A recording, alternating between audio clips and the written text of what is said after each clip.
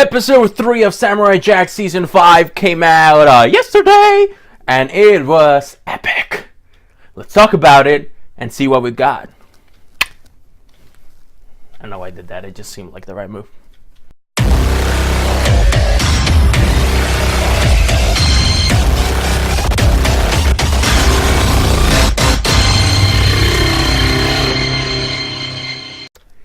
Hello beautiful geeks, how is everybody doing today? This is Louis coming to you once again through the power of the Geek Fortress and YouTube to bring you another review of Samurai Jack Season 5. As you know, we are reviewing every single episode, one at a time instead of doing a whole review, although we might do a review of the whole series at the end. Only time will tell. Before we get started, guys, please know that the moment you click this video, even though it says spoilers on the title, this video is going to have spoilers. So if you have not seen the episode of Samurai Jack that we're going to be talking about, episode 3 of season 5, please do not watch this video. Look away, click away, go watch it, and then come back.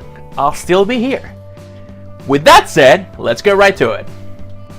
So this episode picks up right where we left off in the previous episode. Jack blows up, boom, falls in a river, stabbed on river. We think he's dead, bleeding out. We see Jack, who I honestly thought that he was almost going to be in the brink of death because he's been bleeding out. The animation, the way it shows all the blood, you're like, this man just lost all the blood in his body. But he's going down the river that we saw him falling to.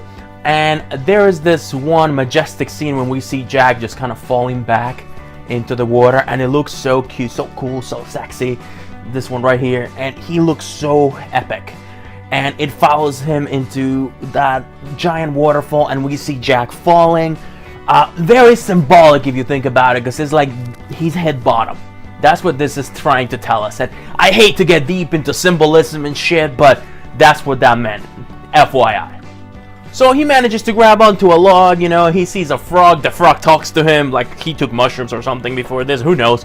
But no, it's actually the fact that he's probably dying at this moment, and he's seeing things. He's not really there, you know, so he's seeing frogs that talk, and he's not even sure what's happening. But Jack is at the lowest we've ever seen him. He's hurt, and he's probably going to die. But good man Jack manages to find himself a nice cave. He gets out of the water, and he's walking around the woods. He leaves a mark in a tree trunk, which is going to be important later. We're gonna get to that in a minute.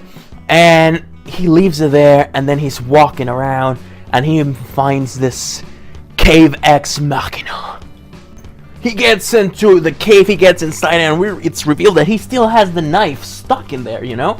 He still has the knife on his side. He's bleeding, he's bloody all over. Again, the animation takes it another step up, showing us the blood, the dark and light inside the cave. They did a really good job at portraying it, and it looked fantastic. Kudos again for the animation. They've gone beyond my expectations in this season. As Jack is laying there all bloody and about to die, we see a familiar face, furry face if you want to call it. It's the wolf from the previous episode that we saw. This little guy right here, he was all bloody as well because he had gone in the fight with all those beasts in episode 2. So the wolf and Jack the lone wolf meet in that cave, which again, explosion of the mind. Good job, kudos, perfection.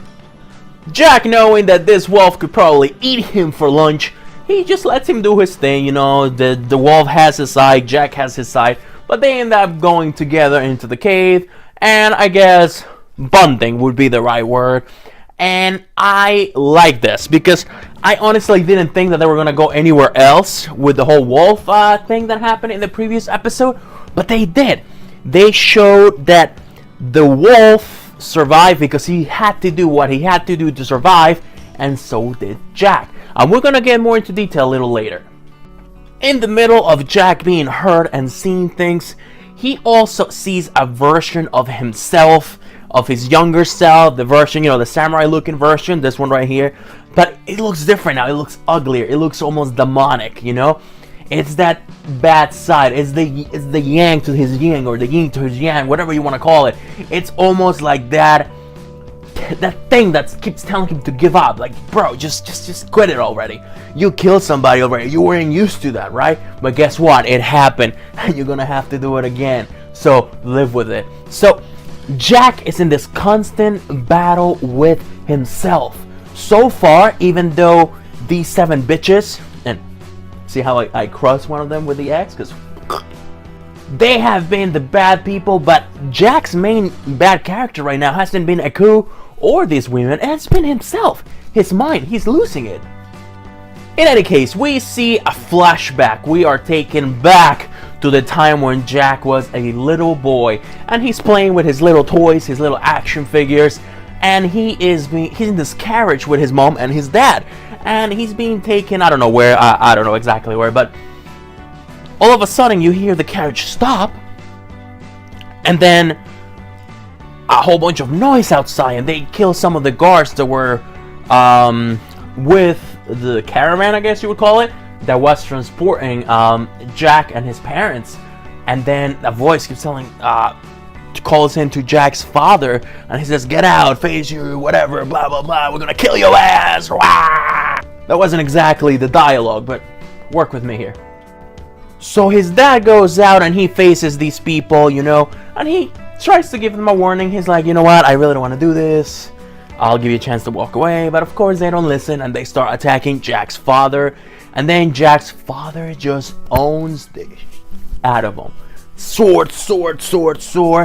And little Jack is looking through the peephole of the carriage, and some of the blood actually falls on his face.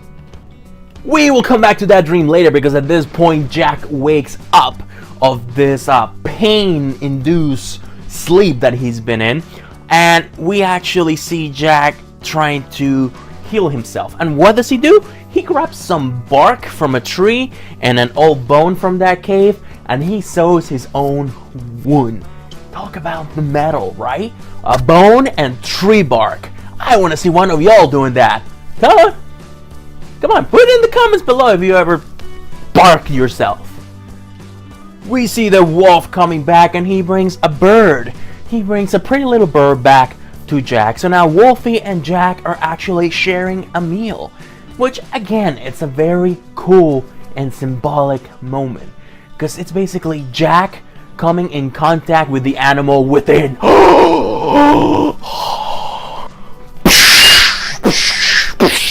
Shit. So he's at peace with that animal within, the wolf and the Jack. Jack, the lone wolf, and the actual wolf, they're sharing a meal. Very symbolic and very epic. And again, the fire animation and the black and white, not the black and white, but the light and darkness of that scene made it perfect. This becomes even more clear when a little later we see Jack. He's naked. All he's wearing is like his boxers or whatever the hell those things are. And he's laying there naked and cold. And then the next scene we see the wolf actually with Jack, keeping him warm. He's embracing him, and then the wolf and Jack have become one. They're one, and they're helping each other out, which was a very good scene. I want to name him Wolfie because I like him. Wolfie, the cute wolf, and Jack. Yeah. You guys hear the birds? You heard that? The next day we have a very touchy scene when Jack and the wolf are now feeling better. Both of them are doing better. They have healed their wounds physically anyways, but now they have to go back out in the wild. So the wolf and Jack share one more look, and then they both go their separate ways, which this moment really touched me, because I almost wanted the wolf to maybe join Jack in some way, but he would probably die, and I don't want to see that, so I'm glad he didn't. But it was a very touchy scene. I enjoyed it a lot. And then Jack goes back to the flashback, and we see one of the strongest quotes that I have ever heard in my life or in a show. And maybe I've heard it in the past, but I've never paid attention as much. So it's little Jack and his dad talking about what he saw, and he's telling him that he had to do it. And then he tells Jack, the decisions you make and the actions that you follow are a reflection of who you are. You cannot hide from yourself. That's deep. Keep that quote in mind because it's gonna come back soon. So after we hear this, we see that Jack learned one of the most important lessons of his life at that moment, and we are treated to that flashback, which I enjoyed a lot. Thank you for that as well.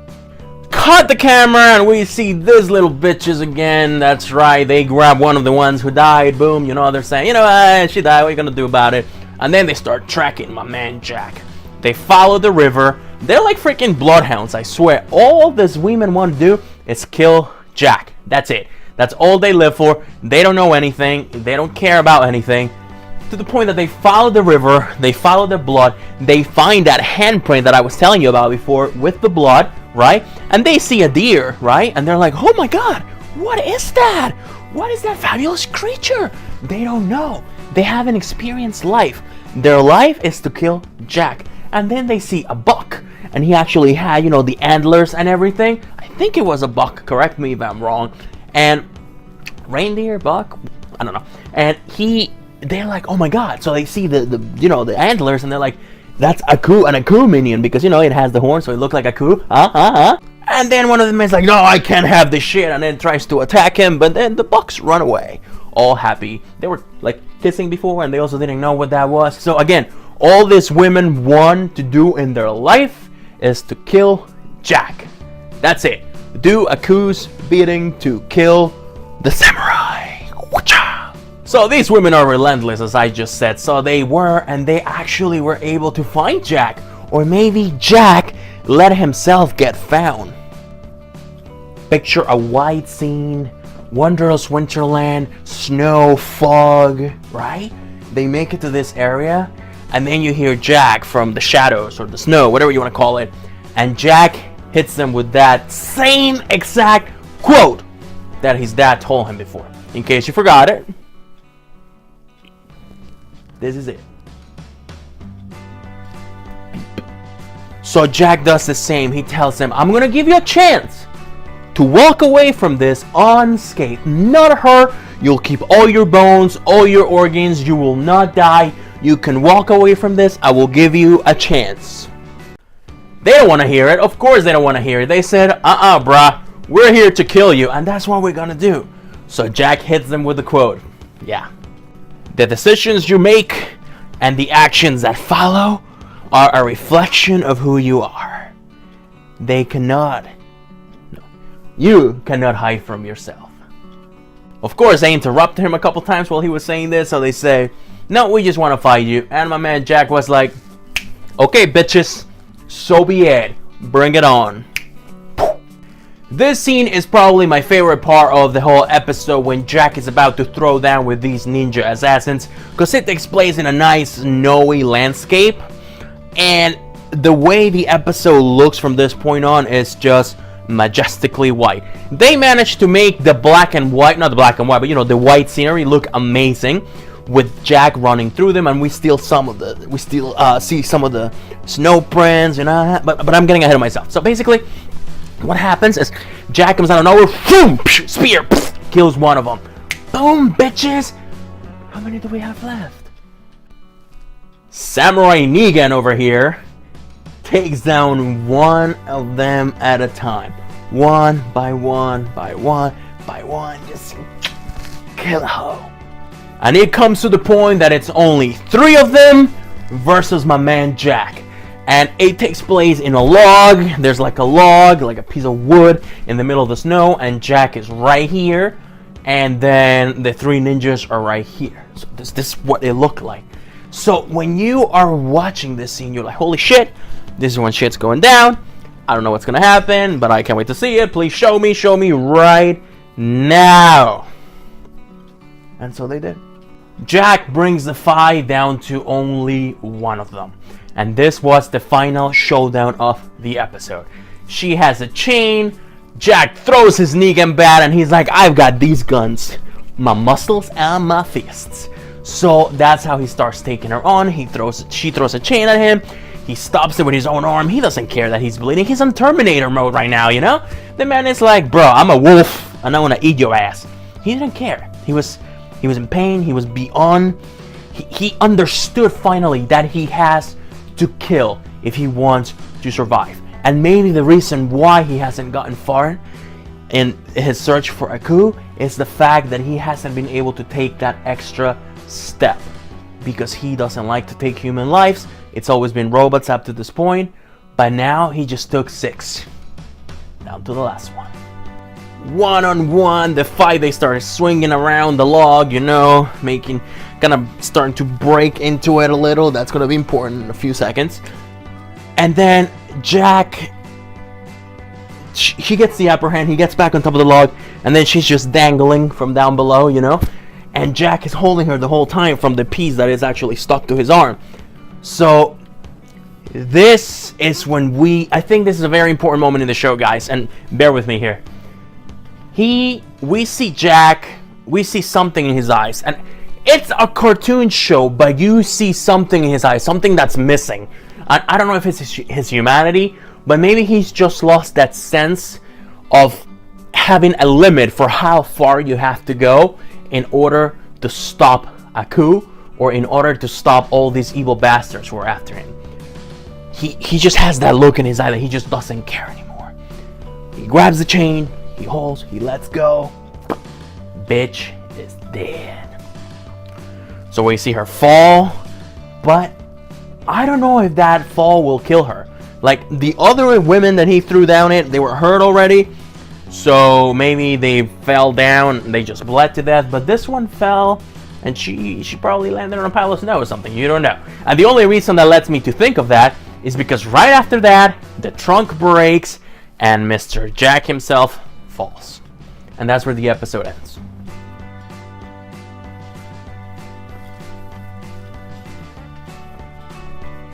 Very solid episode, guys. Maybe not as good as the previous one, just because the previous one just full action, and this one had like a little building to it and then the action. However, they're still on a roll. Great episode, fantastic work. I tip my hat to you, or I take it off to you, because I can't tip this, but good job. What did you guys think about this new episode of Samurai Jack? Let me know in the comment section below, guys. If you enjoyed this video, please don't forget to give me a like. And if you haven't done so yet, give me a subscribe. The likes do help me, guys. It allows me to create more content in the future and to bring you beautiful geeks everything that you guys want to see. If you want to see future videos, or you have any recommendations for any videos you would like to see me do, such as movie reviews or stuff like that, drop it in the comment section below. I'm open to suggestions, and I take good feedback and bad feedback. That's right. I ain't like a Kardashian. Definitely not. Thank you so much, guys, for watching. Really, it means a lot. As per usual, guys, you guys have been awesome. Thank you so much for watching me, watching the Geek Fortress. You guys are awesome. Don't forget to stay awesome and geek on samurai style. Will Jack get back to the past? Tune in next week. Toonami, 11 o'clock Eastern Time. Watch Jack. And then watch me the next day talk about it. But until then, guys, adios. Bye!